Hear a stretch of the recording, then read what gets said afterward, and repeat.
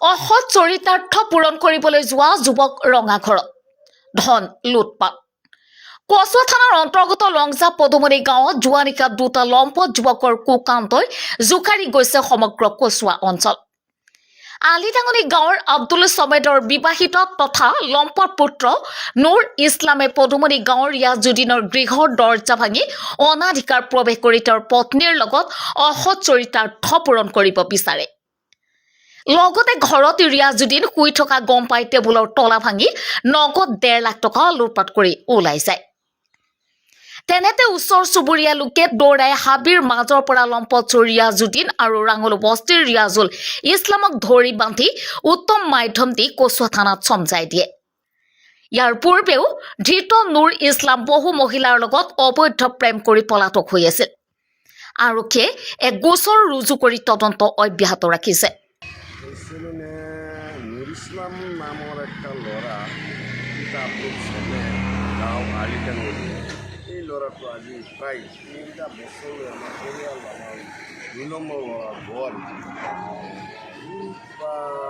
ষড়যন্ত্ৰ কৰি এই বোৱাৰীটোৰ লগত কিবা কি চলা ফিৰাত কিন্তু যোৱা ৰাতি 3 বছৰ আগৰ ঘটনা সেইটো আৰু যোৱা ৰাতি কি কৰিলে বাপ এটাৰ দৰ্জাটো খুলি পেলাই ঘৰত সোমাই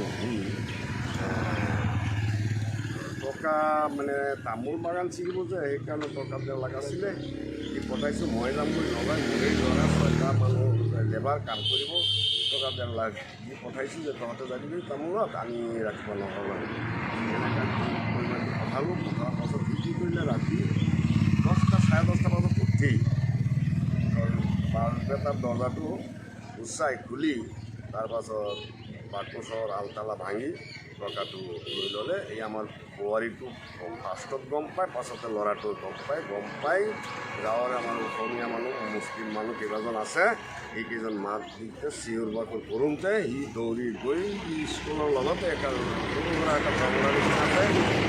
আৰু এই ইয়াতে সোমাইছে। পাছত তাৰ পৰা উঠাই আনিছে, আনি পেলাই আমি ঘৰতে ৰাখিছোঁ আৰু সি পুনৰ দ্বাৰা বেচিছ কৰি বেলেগ আৰু এটা ল'ৰা আনিছে। তাৰ পাছত আমি উপায় নাপাই পেলাই পাল নাপাই পেলাই কি কৰিম আমি পুলিচ মাতি আমি থানাত দি দিলোঁ, এই এজাহাত দিলোঁ। আপুনি কি ব্যৱসায় কৰে? মই তামোলৰ বিজনেছ কৰোঁ। কিমান টকা আনিছে আপোনাৰ পৰা? 1.5 লাখ টকা আনিছে। 1.5 লাখ। মোৰ ল'ৰাৰ ঘৰৰ পৰা। এতিয়া এই আপোনালোকৰ গাঁওখনৰ নাম কি? লংজা পদুমনি। আৰু থানা কি পৰে? কচুৱা। কওকচোন।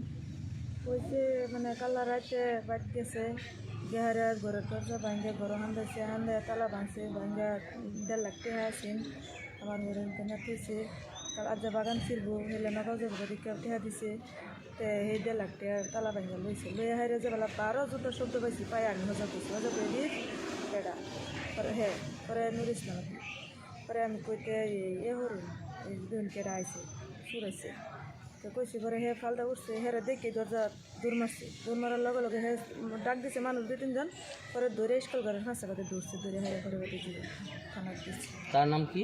তার নাম নুর ইসলাম। আপোনালোকৰ ঘৰটো ক'ত? পদুমনি।